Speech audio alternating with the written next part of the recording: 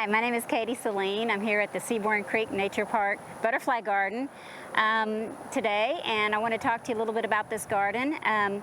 We help maintain this. Our chapter, Coastal Prairie chapter, helps maintain this butterfly garden. It's part of the Rosenberg City plan for increasing environmental awareness to the public, and so we play an integral part of that by helping to maintain this garden. This garden primarily serves three purposes. One is to for a natural habitat for butterflies and other pollinators. It's a great place for the butterflies to find food, lay eggs, provide shelter for them. And so one of the purposes is to provide a natural habitat for the butterflies. The other purpose that it serves is to educate the public. It's in pretty much the first thing you come to when you come to the park is the butterfly garden, and so it gets a lot of exposure. A lot of people are seeing this walking by, seeing the butterflies in the garden, seeing the diverse culture that's in here, and so it's a great educational tool for the public to come on a daily basis. We also do educational talks sometimes in the garden, and when our volunteers are out here maintaining the garden, we'll have people come by and ask questions, and it's a great outreach for us to help educate the public. The third thing is, the third purpose is to increase the diversity in our environment. This garden has about 15 to 20 host plants for butterflies, and about double the amount of nectar plants.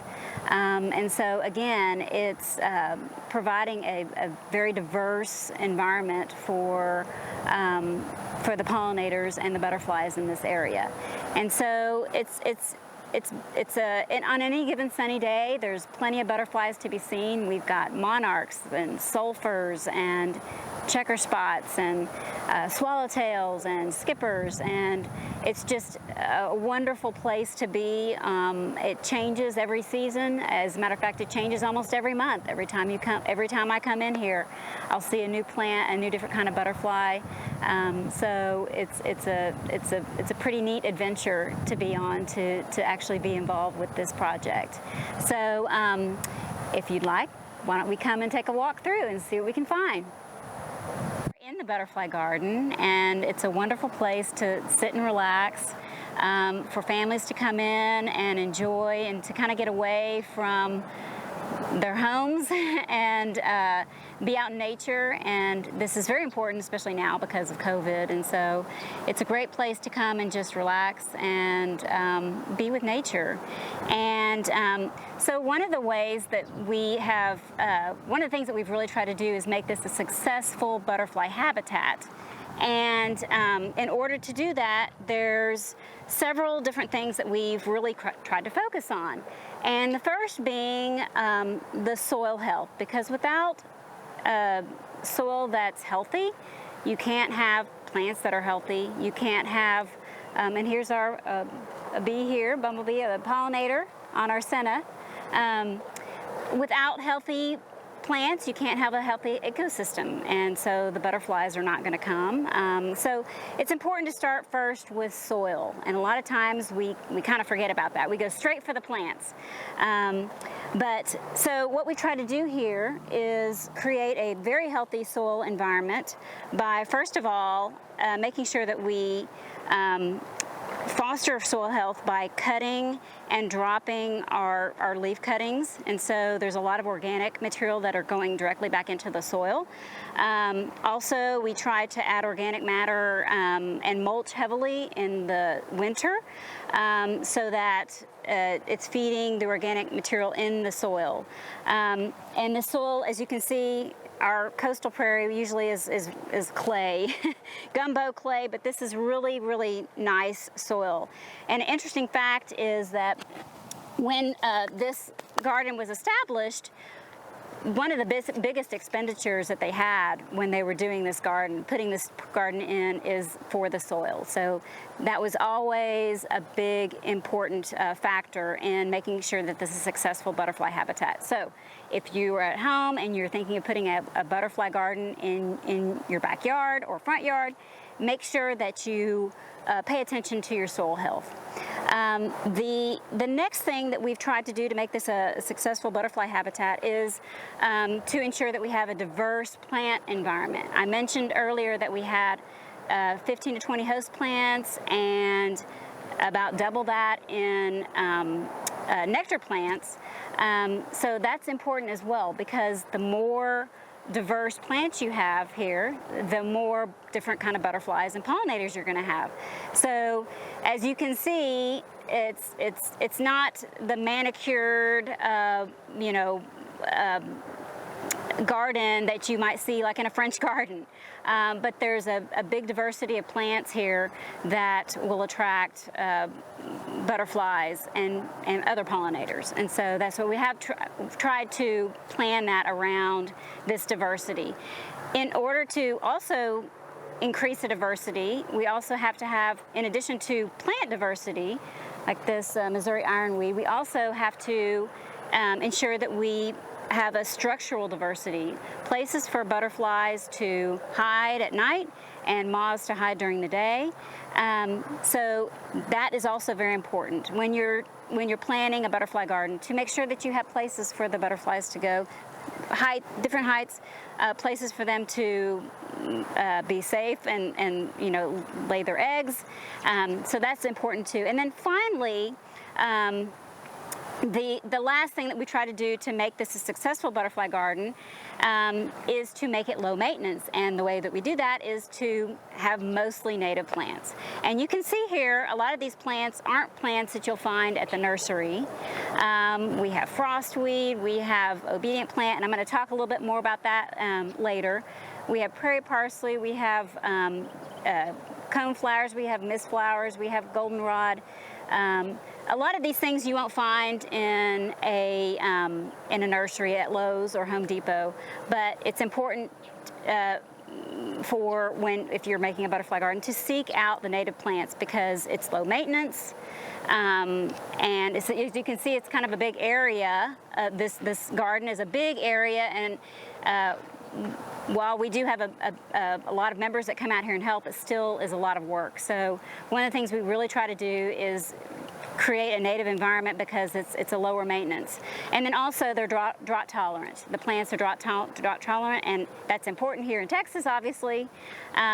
We did install an irrigation system, but it's a drip system, and we don't come out here and monitor it on a daily basis or anything. So we want to make sure that the garden is kind of taking its own lead, and it's not something we have to baby every day. So those are the three things that we've done to kind of make this a successful butterfly habitat. And those are some things that you can do in your own yard if you're trying to make a butterfly garden. Is number one, again, just to summarize, pay attention to the soil health. If you have gumbo clay in your backyard and you want to make a butterfly garden, use soil amendments or bring in some soil with compost, and make sure that you really pay attention to that. The other thing is to have a diverse environment. So don't plant just one or two different kinds of plants. Plant groupings of different kinds of plants, and that will increase the amount of butterflies that you're getting to your yard. And then finally, try to plant native where possible. There are plenty of places to get native plants in your area. I'm sure you have to seek them out. I'm sure your chapters have a resource for that as well. So let's take a walk and see what we can find. I wanted to discuss a few of the plants that we have here and why we put them in the garden. Just going through and talking about a few of the host plants that we have. The first thing that you will see when you walk in is we have a big candlestick plant here. It's a wonderful plant it's a host plant for the cloudless sulfur. It grows to be about 10 feet tall. It will die back in the winter, but it will come back every year. it's most every sunny day that I've been here, I've seen the sulfur butterflies on it. It's a great host plant and also nectar plant for the cloudless sulfur and the sleepy orange. Over here we have a Texas native lantana. It's a wonderful, wonderful plant to put in your butterfly garden because it's easily accessible. You can find it at nurseries, and also it's drought tolerant, it's native. It's a great pollinator for the butterflies. They love it. Again, you'll see a lot of different kinds of butterflies that are attracted to lantana. There are some varietals that are non-native, and they are also good pollinators, but if you have a preference, we always try to go for the native because they're more low maintenance. And so you can download a list of the natives, the native varietals on the Lady Bird Johnson website. This is Lantana horrida, and so it's a wonderful native, and it's a beautiful flower. Over here we have, we also have, while I'm over here, we have a host plant for the monarch butterfly. It's Asclepias tropical milkweed. Again, this is a non-native, but we have it in the garden primarily for educational purposes. It's easily accessible by the public. You can find it at most nurseries. It's a great way. There's usually in the springtime, this is covered with caterpillars. It's a great way to educate the youth. It's a wonderful plant to bring monarchs to the butterfly garden. It's important also to note, though, that we do educate the public about this to make sure that they are aware that of OE, which is a parasite that this variety can get. To cut it, it's important to cut it down to 6 inches in the winter so that we can try to prevent that from happening. So again, we are hopefully educating the public about, having this non-native, but it's again a wonderful host plant for the monarch butterfly. So here we have the Mexican orchid tree. It's also called Mexican bauhinia. It's a wonderful nectar plant for butterflies and for other pollinators. They're white blooms. They bloom in summer and fall, and again, it also attracts hummingbirds. It's a wonderful plant to have in your butterfly garden because it attracts a lot of different kinds of butterflies. Just going through here, we also have a yellow senna. This is in the cassia family, and it attracts the cloudless sulfur as well. We have several of those in the butterfly garden. It's wonderful yellow blooms, and again attracts the sulfur butterflies. We have something you wouldn't have in a native garden necessarily, but it's a wonderful host plant for the swallowtail butterflies, as we have dill, rue, and we have fennel in the back there. That's a wonderful host plant for the black swallowtail. Any given time, there's a lot of caterpillars on these, so again, we use this for educational purposes, even though they're not native, but a lot of times the kids will come in and it's a wonderful host plant. We talked about the tropical milkweed over here, but we also have some native varietals that we also try to educate the public about. One is the green milkweed here, and then we also have a white swamp milkweed here, which is the perennis varietal, and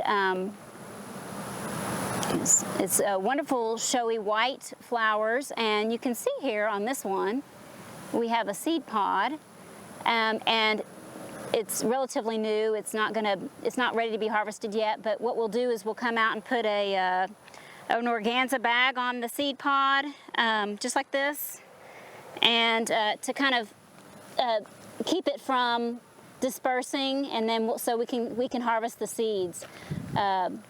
So you can just do that. You can either put the organza bag right on the seed pod there, and then as it breaks open, the seeds are harvested, or you can put a rubber band around the seed pod itself to keep it from bursting open and flying everywhere.